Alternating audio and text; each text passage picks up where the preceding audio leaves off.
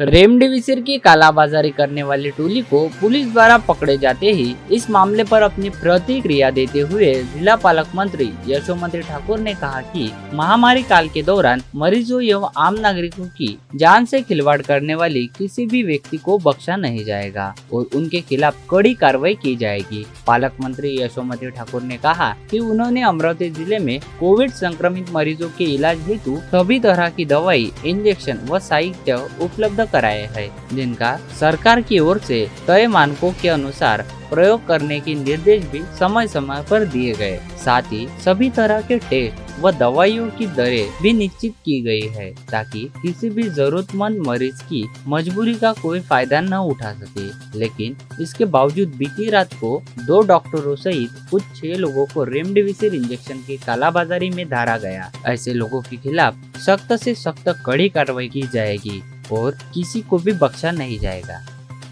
राज्य सरकार की ओर से अमरावती महानगर पालिका को हर साल 14 करोड़ रुपए जीएसटी अनुदान के रूप में दिए जाते हैं। इसी अनुदान के आधार पर मनपा अस्थायी कर्मचारी को वेतन देती है, किंतु गत वित्तीय वर्ष में जीएसटी अनुदान की पूर्ण रकम प्राप्त नहीं होने के कारण मनपा के कर्मचारियों के वेतन में विलम्ब हुआ है और अन्य काम भी प्रभावित हो रहे हैं। जिन कामों में जीएसटी की रकम का उपयोग किया जाता था वे सभी काम प्रलंबित पड़े हुए हैं। वित्तीय वर्ष 2020-21 में मनपा को 14 करोड़ 21 लाख रुपए जीएसटी अनुदान के रूप में मिलने वाले थे, किंतु राज्य सरकार की ओर से मात्र 8 करोड़ 62 लाख रुपए ही मनपा को दिए गए। कर्मचारियों के वेतन भुगतान हेतु 6 करोड़ 54 लाख रुपए देने हेतु खर्च में वृद्धि हुई है। मनपा के राज्य सरकार से 5 करोड़ 62 लाख रुपए लेना बाकी है। स्थानीय आय के स्रोतों से अमरावती मनपा को खास आमदनी नहीं होती, जिसके कारण मनपा को राज्य सरकार से मिलने वाली निधि पर ही निर्भर रहना पड़ता है।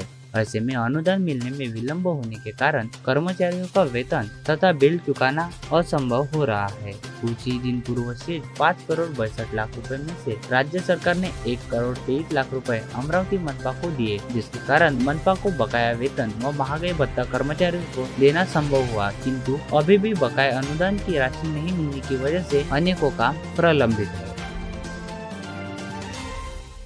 इस समय कोविड संक्रमण से जूझ रहे गंभीर स्थिति वाले मरीजों को ऑक्सीजन बेड व वेंटिलेटर की बड़े पैमाने पर आवश्यकता पड़ रही है। ऐसे में शहर के सभी निजी अस्पताल में यह सुविधा उपलब्ध कराने के साथ ही बढ़ाई जा रही है। इस आशय की जानकारी मनपा आयुक्त प्रशांत रोडे द्वारा गत रोज दी गई। गत रोज निगम आयुक्त प्रशांत रोडे ने अमरावती शहर में स्वास्थ्य सुविधाओं को लेकर अपने कक्ष में एक समीक्षा बैठक आयोजित की थी, जिसमें उन्होंने oxygen audit, electrical audit, structural audit त्वरित करने का निर्देश देने के साथ ही कहा कि किसी भी अस्पताल में ऑक्सीजन लीकेज न हो, इस बात की ओर विशेष रूप से ध्यान दिया जाना चाहिए। साथ ही उन्होंने अमरावती मनपा क्षेत्र में स्वास्थ्य सुविधाओं को बढ़ाने के साथ साथ मनपा क्षेत्र में स्थित स्मशान भूमियों में उपलब्ध मूलभूत सुविधाओं को बढ़ाने पर भी जोर दिया।